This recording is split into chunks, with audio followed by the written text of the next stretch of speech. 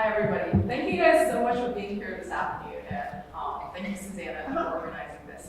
And I'm looking forward to sharing my work with you guys. Let's see. Slideshow. I'm sorry. So like Susanna said, and thank you for your introduction, my name is Liao. As a visual artist, I tell stories through my work. So I want to start by telling you a story about the Kaze no Denwa, the wind telephone. It's a wooden telephone booth with a black rotary dial phone in there that's connected to nothing. It sits on top of a hill overlooking the city of Otsuchi, where the tsunami swept in during the Fukushima crisis.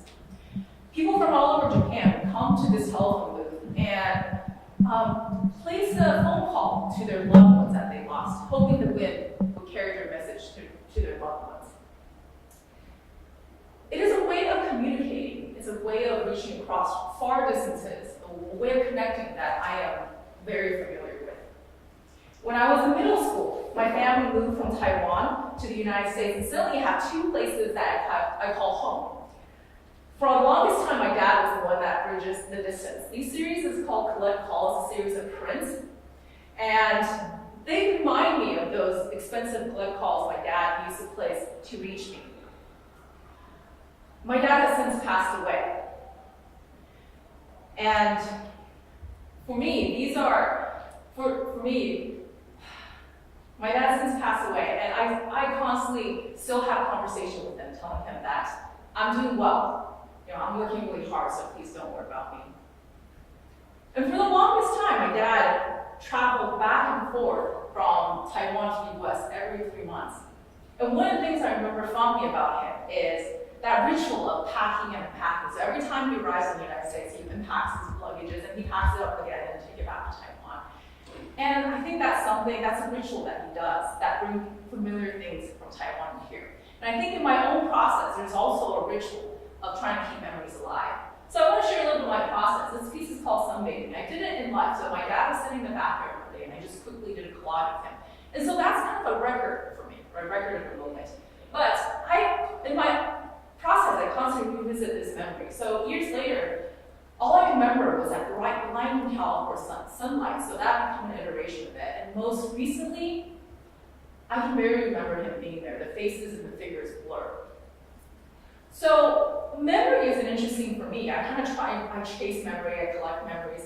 And this is my grandmother. In recent years, she's been forgetting a lot of things. She has dementia. And I talk to her on FaceTime a lot, as you can see here. But most of the time she doesn't recognize me and she doesn't realize what she's doing with this technology. And she can feel so far from me sometimes. Dementia is something that I think a lot in my family. Every family deals with it in a different way. So this piece is called It's Okay If You Can't Remember. My mom back in Taiwan, she would put up signs everywhere in the apartment saying, close the door, don't open doors to a stranger.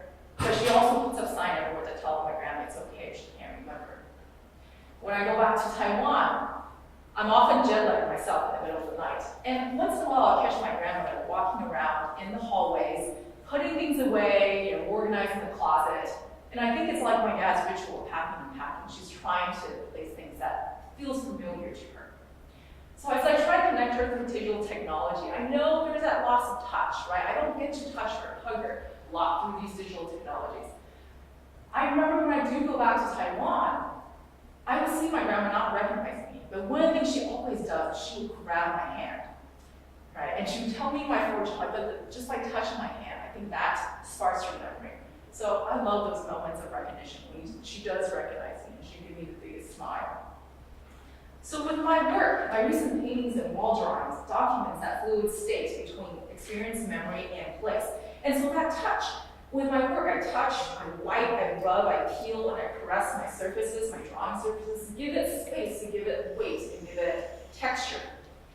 Like well-worn film negatives, I revisit images and snapshots of memories through various iterations until they begin to morph and degrade. Phone calls at the same time every day, packing and packing, and waiting at arrival and saying goodbye at departure, getting into another long-winded security line. These are rituals performed by many American dream hopefuls, despite not knowing where they end or where they go. I tell stories by sharing memories, and I think about the people who visit those wind telephones. For all that we do as artists, as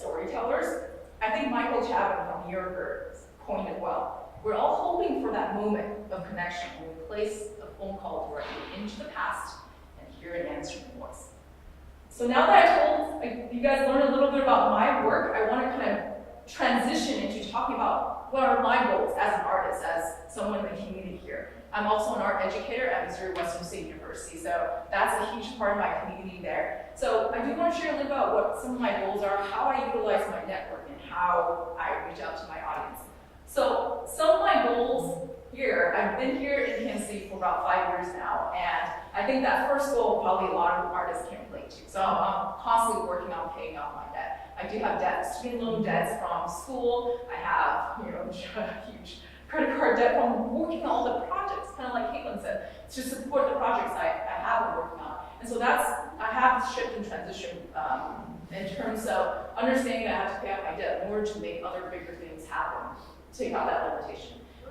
This is more of a short-term goal. I'm trying to find a gallery representation here. Again, I've been here for 5 years, and I think at this point, I'm looking to find a gallery here or some space that can represent my work well.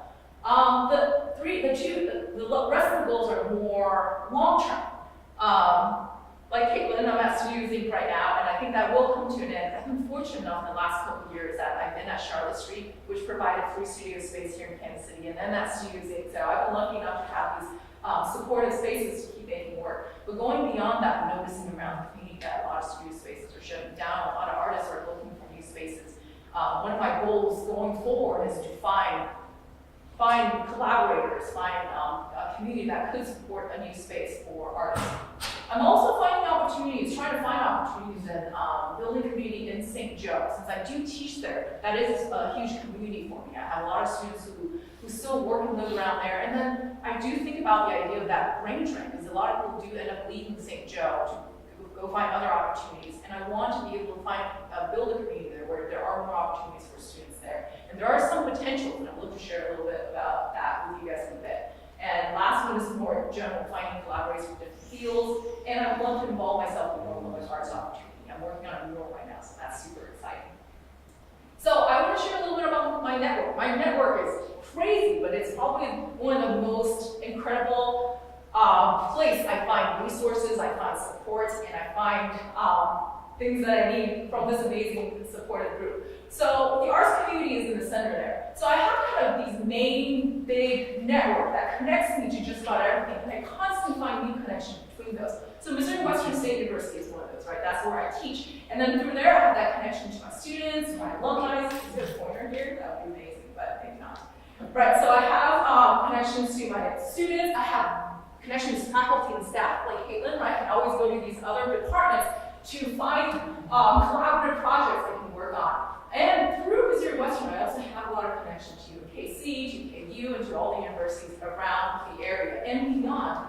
Artist Inc. is a huge network for me. So through Artist Inc., I have the resources and then the connection I have to the facilitators and the past fellows. Thank you for some of you guys for being here today, right? And also a regional arts organization around the Midwest region, from Omaha all the way down to Texas. I do have that network that I can tap into.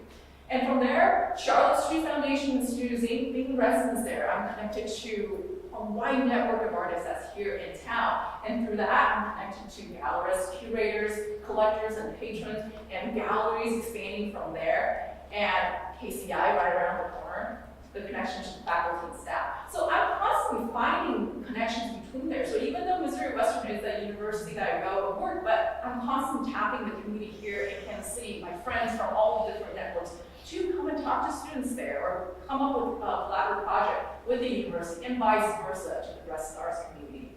And going beyond that, and I just want to mention too, right now I'm talking mostly about the arts community. That doesn't include everything beyond that might not be just within the arts, right? So those are all my networks. And I have connections to Seattle, Boston. Those are places where I went to those are my alma maters where I went to universities. But beyond that, I taught at Seattle for several years, so I have a huge network. Not drawn out here because there'll be so many bubbles there, right? There's that Seattle network, there's the Boston network, and so that expands my network beyond this region. Okay. Art residency is a huge one too. Every time I go to art residency, my network expands beyond around there. I also added one last bubble, right? The arts community there, in the internet, so that kind of expands. And just quickly, I also talk about like how I reach my audience. So I have my website, which is the biggest thing that draws my audience to. I want to point everyone there. But Instagram's a huge one for me. I send out newsletter, Facebook, but I really want to point out the last two over in the corner there. Words of mouth and just being a good person to work with. I feel like in recent years here, my experience in Kansas City, I got more invitations, I got more jobs and gigs just through words of mouth. And so I think that's a really important thing to know. So it's not just the social media, but your personal interaction makes a huge difference too. So some of my challenges, because I am kind of tapping into multiple things, setting boundaries is one of those, delegating. I'm one of those that want to do everything on my own, and that can really pile up really fast. Balancing budget, and really thinking about work, art, relationships, life, and health balances. And I just want to share this image. This is shared to me by Lisa Cordes at Mid-America, and I keep referring back to this because this is so important, right? How to set boundaries. What do you value? So what do you need? And what do you need to honor by? And I'm still probably working on that. And last but not least, what are some of my needs? I think I'm always saying that I need more time, but I think that ultimately comes down to delegating, project management, and learning how to outsource. And last but not least, I'm really thinking about that St. Joe project and looking for collaborators and community organizers that can come in and give me advice to get that started. So I am Kathy Liao, and you can find me at my website, kathyliao.com, and all the social media handles. And I also just want to make a quick announcement and plug. I do have a show. I do have pieces opening at a show just down the street at the H&R Block Art Space, opening on June 7th. The curator, Sylvia Beatrice Avisa, right, is here too, and she's got information to share with you guys too that are handouts. But please come and check out the show. It's opening June 7th. Right. Congratulations. Okay, thank you, Kathy.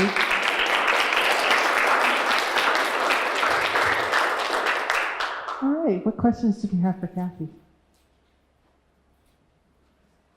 So, yeah.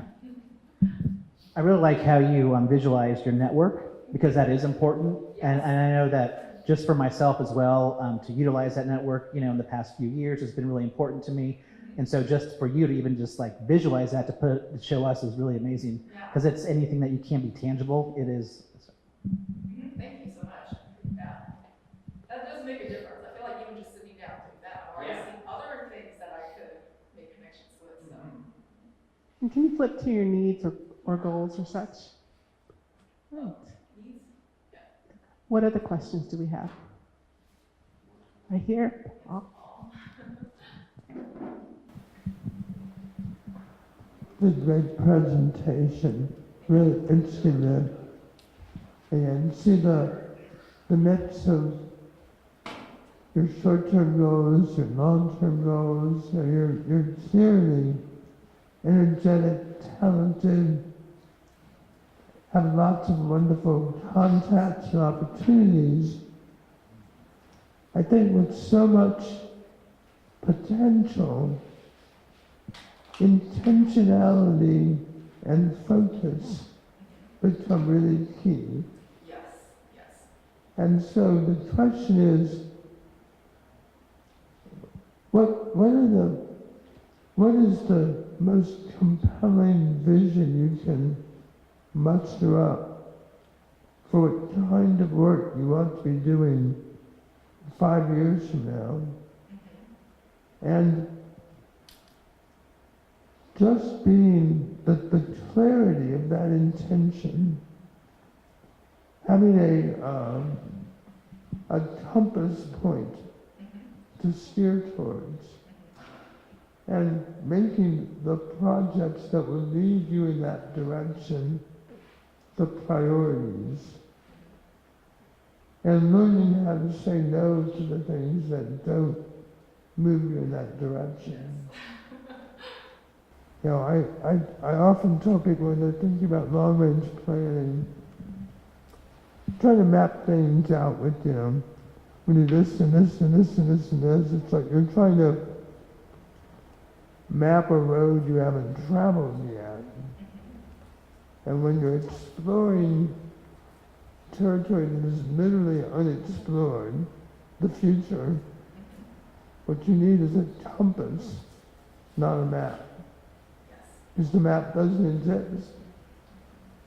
So I just would urge you to really visualize that sense of this is who I know I can be and I want to be, and making that the focus of how you accept and even create projects that will pull you in that direction. Thank you so much for that comment, Paul. I completely agree with you. I think right now I'm kind of at a point where I'm trying to figure out where I'm going with my own work, and I think that setting boundary becomes really important, because I am noticing that, as an art educator and as someone that's in the community, I'm constantly trying to give my all to everything that comes my way, and I think I have to kind of figure out what I need, what I want, and then refocus that. So yeah, thank you so much for that. I truly enjoy your art. Aesthetically, it's strong. The composition is delightful, and you can see your wonderful energy involved in your art, and I think you're going to be very successful. Thank you.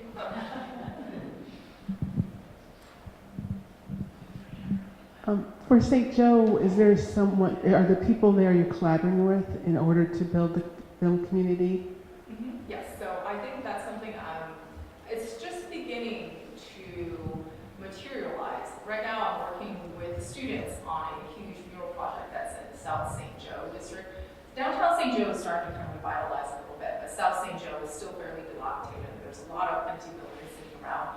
And there is a giant livestock exchange building that's in South St. Joe too, that's not being utilized, it's sitting empty there. And I have city council members and a few community organizers in St. Joe talking to me about how can we bring the arts community, how can we bring the creative community up to St. Joe and bring some life back into that community. And I keep thinking back to the example here at the Livestock Exchange, the West Bottom Arts District, and how that's changed, and not just there, how Prosper begins.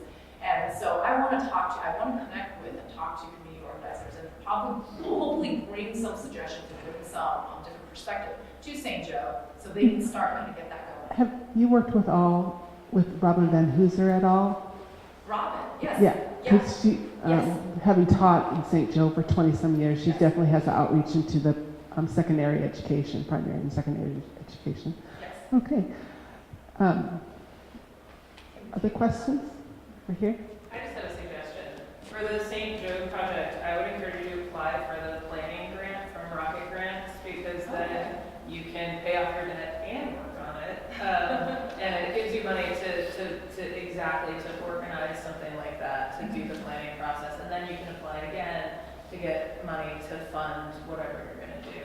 Okay. So I would encourage you just to look into it. It's not a ton of money, but it would make it easier for you to prioritize that if you had some money. Yeah, that's really good to know, because I haven't thought about tapping into Rocket Grant, because I think I've always thought Rocket Grant was on specific projects. So I think that's a good one to note. Again, I think with St. Joe, it's really working with the community and with the city people. They've been really interested in bringing artists there, and they even suggested that what if we do like $1 live work space for artists? Would that attract artists up to St. Joe? I'm like, yes, we need workspaces. We need spaces to make work. So I'm trying to figure out what's the best way. Maybe just dollar live workspace is not like. I think that's a draw, but what if we turn it into like artist residency, or what if there's more of an incentive for people from not just locally, but even international or nationally to come out to St. Joe for a period of time to make work, right? So I think that's kind of the direction I'm brainstorming. But of course, I think that really depends on the community and what St. Joe wants in some ways too. So. Okay. Question here? Circling back to your interest in public art, I don't know if you've applied for Art in the Loop yet. I have not, but I've been looking at the application. Yeah.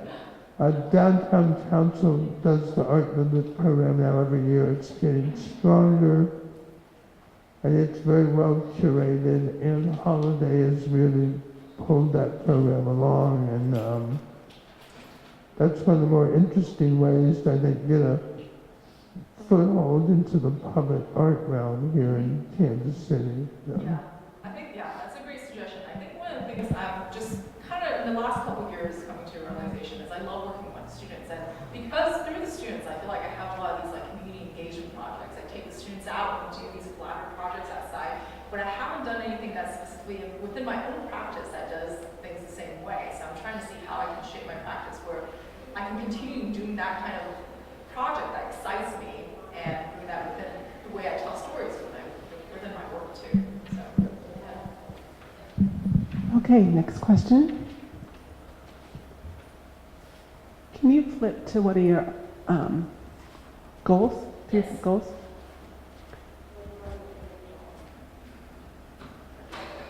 Okay. And Miguel Rivera, have you spoken with him? Which one? Miguel Rivera, he recently found gallery representation. Yes, I And- talked to Miguel, and yeah. I've been talking to just a few artists, even within choosing, talking about the different gallery, what they're looking for, how they represent their artists too, and where I would fit in. So I've been doing a little research on that side, talking to different artists, and of course I've been going to galleries and talking to the gallerists themselves. And so I haven't quite decided, and I haven't quite like actively approached putting my work out there to get representation yet, but I feel like I'm trying to navigate that and figure it out. And then you're also in the collection fund, right? Yes, I am So- in the KC collection. You may want to see if there's a certain gallery that uses them as a source for and because that's a well recognized fund and your collection in corporate collections, which that's a market too that galleries like to tap into. And if you're already in a corporate collection, then they may see you as more marketable. Thank you. Yeah, I'll talk to Brian about it. Yeah. He's very knowledgeable. Yeah. Okay. Yeah, thank you. Questions?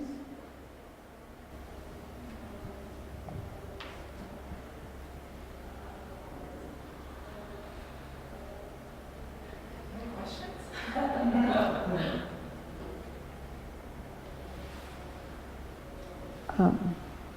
Have you looked at that airport project?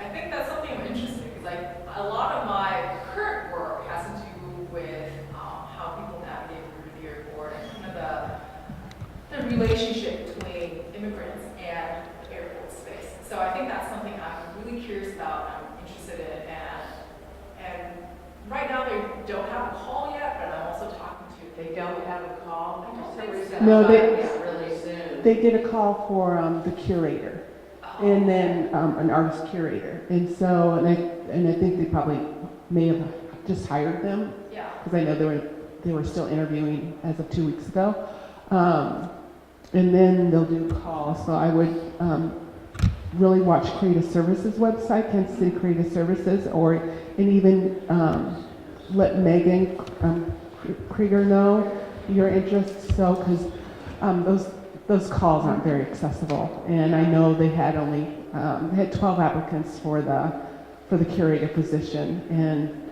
it's just because they're not very accessible. So yeah, I would tap into Megan Critter and Art and Loop. Have you been in Art and Loop? So they're really well connected with what's going on in the airport project, and tell them you would like to receive a call, the call when it comes, because I received it through an email through Box Gallery. Who's the Box Gallery curator? But yeah, so it's good to try to make one-on-one connections and the people in the know on those projects. I think that's something I'm kind of thinking about too, because the whole network, I feel like I want to be able to connect with people who I can talk one-on-one to and share ideas and just, get some feedback. Okay, can you switch to, I think, what challenges? Okay.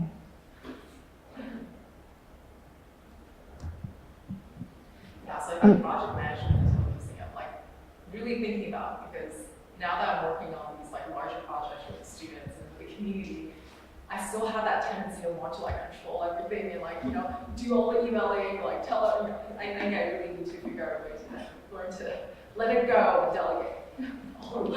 What about intern? Intern, yes, yeah. So now I'm starting to have a few students from the university who graduated come back down and work for me as assistants. And that made such a huge difference. And again, it's a learning process. It's really hard to let go. So, and the thing is, the more you pile on your plate, the more you realize, oh, I can't do it all by myself. So. Well, it comes a way of teaching too. Yes. You're teaching them how to do those things that they're ultimately need to do for themselves. Yes, yeah, I agree. And I think most of the students have been really excited for those opportunities. One of my students just came down, helped me install a piece at the H&R Block, and she loved it. She's like, oh my God, I never installed anything that big before. So You're doing two good deeds at once. Yes. You're helping them and helping yourself. yeah, that's something I'm constantly learning as an art educator, right? Learn to let go and let them, try things and let them fail. And, yeah. Great. Well, oh, okay. I'm sorry. Okay, last question. Now I'm looking at your challenges. Number 1 and number 4, I think, are really interconnected there. They are. So Yeah. on Wednesday, I attended 1 Million Cups, and there was a woman presenting an app that she's got that's going to be coming out like this summer. It's called MindStar, and it's a way of keeping track. MindStar? MindStar. Okay. And it'll come out like beta testing in August or so. And the idea is you create your own self-care routine and get like little gold stars for actually achieving them. But, and I'm a life coach, so I love all of this. But it really comes down to like what Paul was saying about that North Star. Same with setting boundaries, and then also within your work and that balance is when you know what your North Star is. In every situation, you can ask yourself, is this getting me closer or farther away? And that will help you kind of maintain those boundaries in a healthy way. Because if you know what that North Star is, both in how you want to feel in your life and your health and your work, then you won't feel like selfish for choosing it. Let's talk later.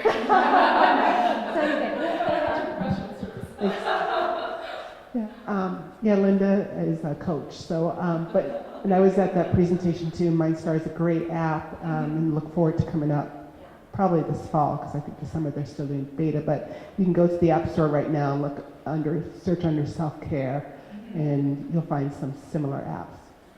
So, okay, well, great. Well, we'd like to end with the final question of what can we as a community do for you? Okay, so I think one of the things I've been thinking a lot about, and as you can tell, like I feel like I've tapped into many things, and just whether it's within the community, for my students, and this is something I tell all my students too. For the community, I want everyone to be, whether you're artist or not artist, think about paying the artist, right, for the things, the services that they do, and not just. I have so many students who get asked to do graphic design on the side here, or to paint this mural because it's a great line on their resume, but they're not being paid. So I think that's so important to pay the artists for the service that they do. They've gone, especially my students who's going out with so much debt, like they are going out as a professional. They have 4 years of experience underneath their belts, like ready to do work. And same with me as an artist myself too, right? We have all these experience, so it's not just like one food design here, one food design there. Pay your artist, right? For whatever service that you're asking them to do, pay the artist. And I think that, well, going back to my that first slide about paying off debt, right? So I think that's kind of where it can benefit us, because I feel like as artists, we're so passionate. We want our projects to happen, to achieve, to realize. And a lot of times we are digging into our own pocket to like pour into it to make it happen. And so the more you can support, pay the artist, and show up to events, the more incredible I think the art community could be. So. Perfect. Thank you.